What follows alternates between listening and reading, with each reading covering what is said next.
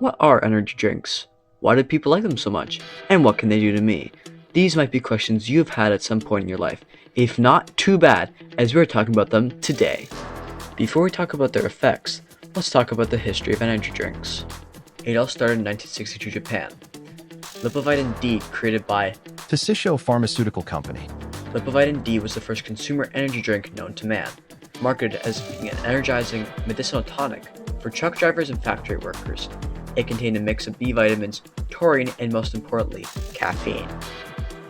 Then, about 14 years later in 1976, formulated in Thailand by Chalio Uvidhia. created Krating Dang. This was another energy drink that in 1987 would soon become the largest energy drink in the world. This Austrian entrepreneur Dietrich Mateskis. discovered the drink whilst traveling in Thailand.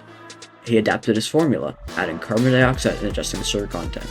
Soon, he introduced the Red Bull to the global market, pioneering those extreme sports sponsorships you see on social media. Red Bull was uncontested as the #1 energy drink up until the introduction of other competitor brands, such as Rockstar in 2001 and Monster Energy in 2002. In that same time, companies began condensing the caffeine into smaller shots, starting with the release of 5-Hour Energy in 2004. The modern industry continues to diversify, along with new companies joining in the game. They now feature powders, tablets, and better for you or healthy drinks, focusing on the more natural ingredients.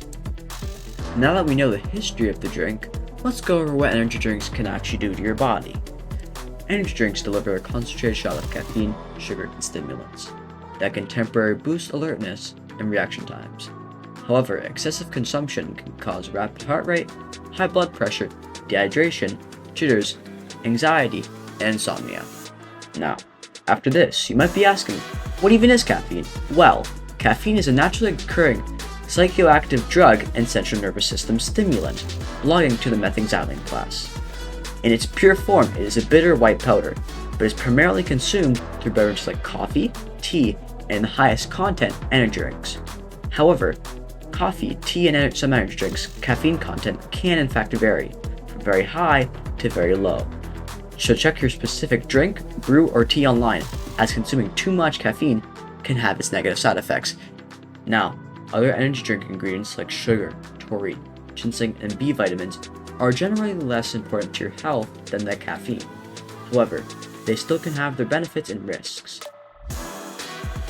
Now, if you either want to quit drinking energy drinks or replace them with something better, healthy alternatives to energy drinks are teas, coffees, or the natural ways to get caffeine. Or just drink water.